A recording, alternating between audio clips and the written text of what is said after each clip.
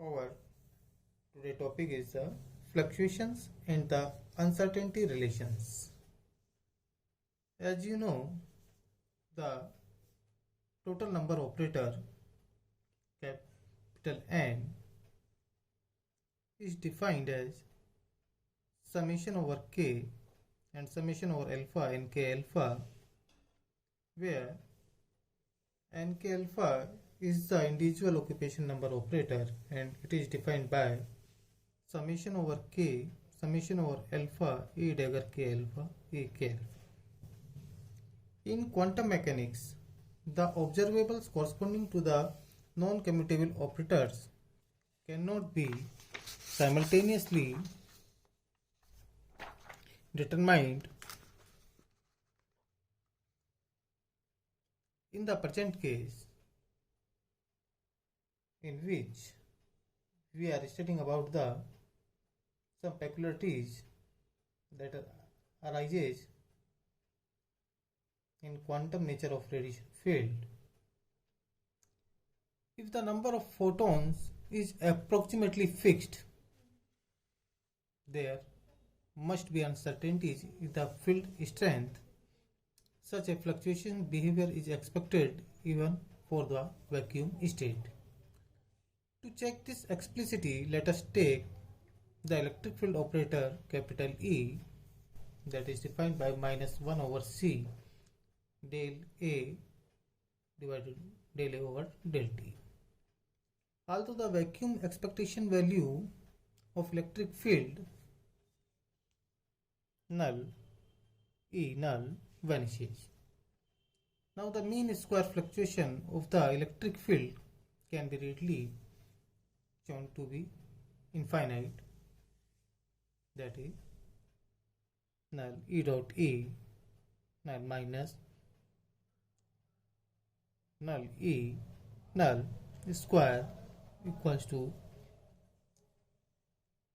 null E dot E 0 null equals to infinite. This shows that if the occupation number is fixed, then the field strength is completely uncertain. Another peculiar feature of the quantum radiation field is that the component of E and P do not necessarily commute, such that EXBY equals to iota CH cross del over del Z delta Q x minus x dash. Using this commutation relation, we can write an uncertainty relation that involves delta E and delta B. We know from classical optics that a localized or converging light beam can be constructed by superposing various plane waves with definite phase relations.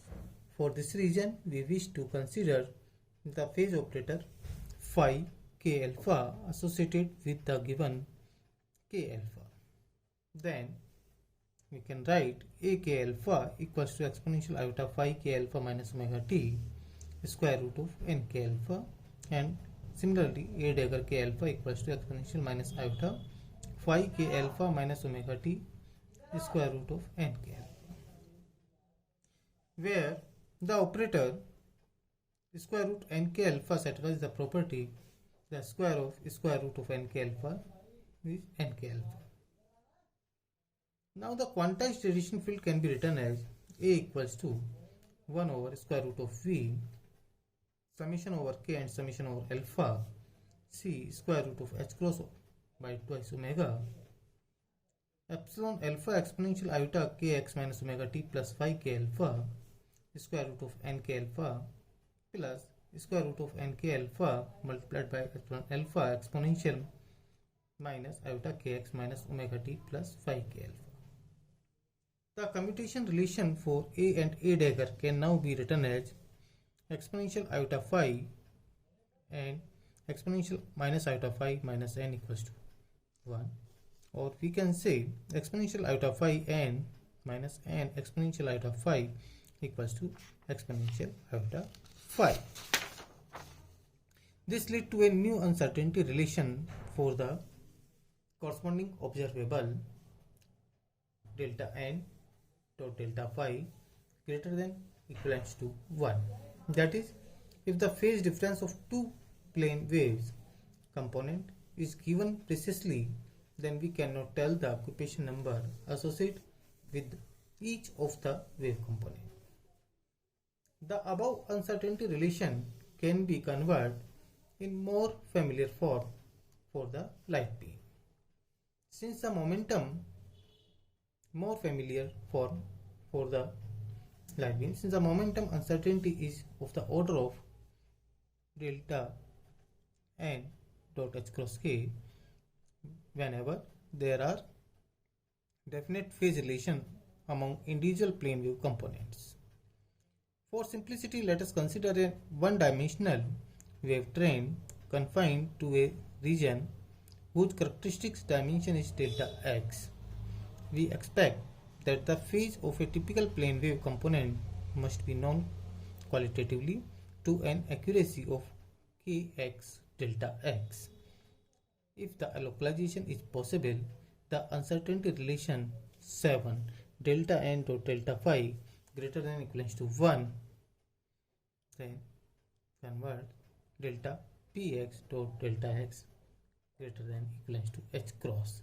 This relation is identical with Heisenberg uncertainty relation for a particle. Now, the next topic is validity of the classical description. In non-relativistic quantum mechanics, the classical description is trustworthy whenever the non-community of dynamical variable is unimportant. In quantum theory of radiation, if we take A dagger equals to 1, then the description is changed into the classical description. Since the non-vanishing matrix element of A and A dagger are of the order of square root of n, the occupation number must be large if the classical description is to be valid. For detailed, let us compare the vacuum fluctuation of a square field operator and the square of the field strength for a classical electromagnetic wave of wavelength 2 pi lambda cross, where there are no photons of any kind. The square of the average electric field operator has the following expectation value h cross c over lambda cross 4. According to classical electrodynamics, the time average of E square can be equated with the energy density of the electromagnetic wave. So we said E square average equals to n bar h cross c lambda, where n bar denotes the number of photons per unit volume.